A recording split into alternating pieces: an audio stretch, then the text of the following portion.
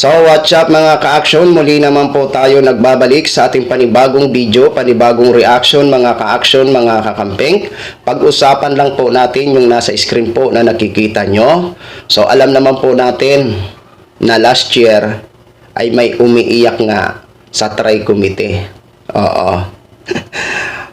Ilang Duterte vloggers ang umiiyak habang nagpapaliwanag sa Tri Committee. Ang buong akala ho natin dahil nagtapos na po ang Tri Committee, wala nang susunod na investigasyon.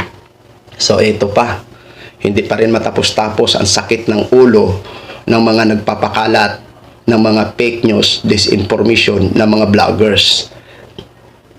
Kasi mga ka-action, may isang representative magmula sa Cagayan de Oro na si Representative Lordon Swan na muli po itong isusulong ang pag-iimbestiga dito sa mga fake news vloggers na nagpapakalat ng maling informasyon, no?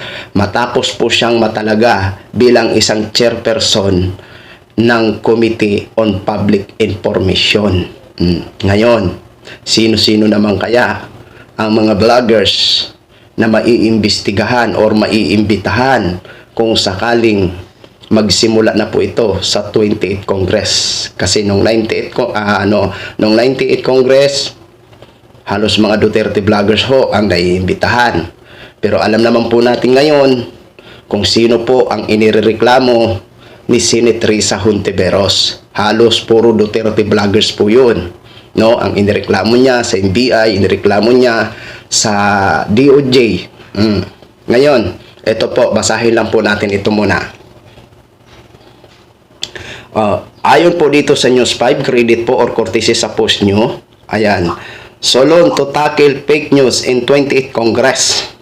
Isusulong ni Cagayan de Oro Representative Lordon Swan na matalakay ang fake news, disinformation at misinformation, partikular na sa social media, sa 28th Congress.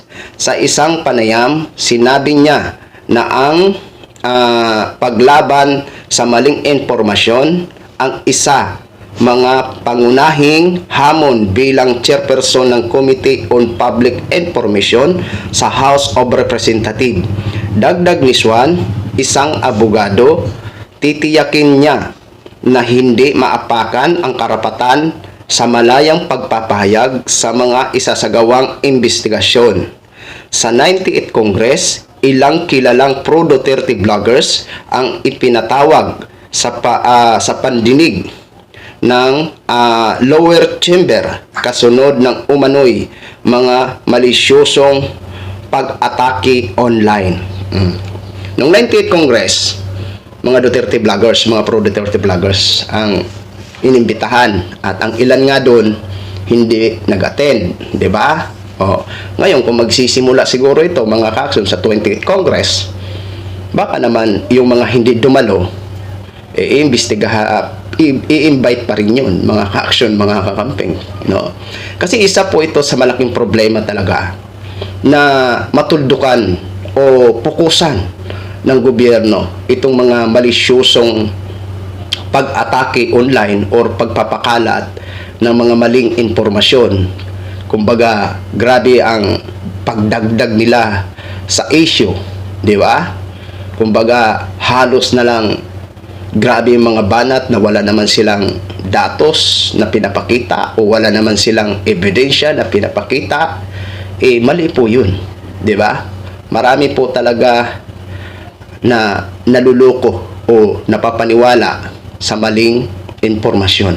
Lalong-lalo na po ang kanilang mga supporters. At nakakalungkot po na bawat atake nila, halimbawa kung sino man na vloggers ang nagpapakalat ng maling informasyon, ang unang-una pong biktima ang kanilang mga viewers, di ba? At lalong-lalo po nakakalat at marami ang mapapaniwala dahil isi-share po ng kanilang mga supporters. Siyempre, kakalat at kakalat, marami po ang mapapaniwala.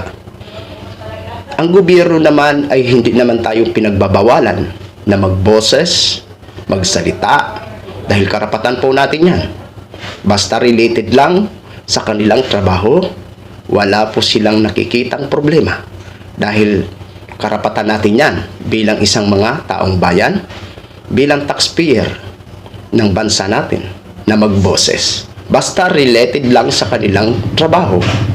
Pero ang iilan sa atin ng mga vloggers, talagang gumagawa talaga ng kwento para sa sarili nilang interest. Kumbaga, for views.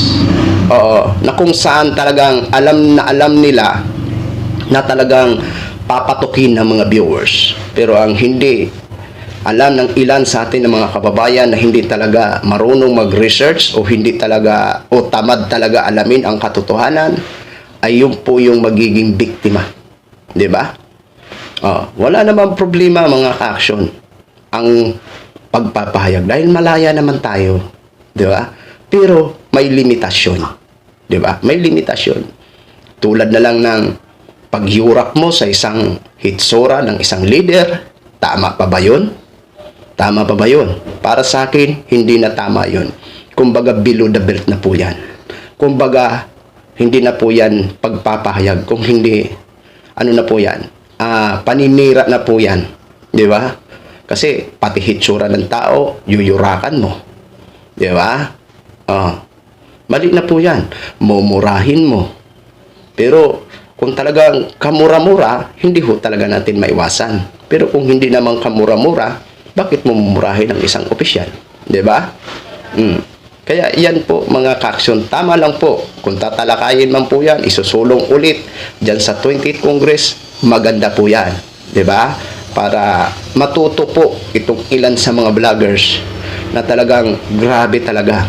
Kahit na iniimbitahan pa sila sa investigasyon, hindi dumadalo, pero tuloy-tuloy pa rin ang ilan sa atin ng mga vloggers na nagpapakalat pa rin ng mga sobra-sobra na impormasyon na hindi naman totoo. 'Di ba? So, yun lang po mga ka-action, mga kakamping knog, i-share ko lang ho sa inyo yan. Maraming salamat po sa ating mga viewers, Luzon, Visayas at Mindanao, all over the world. Ako po ang inyong lingkod, si Action Man. Have a good day, everyone.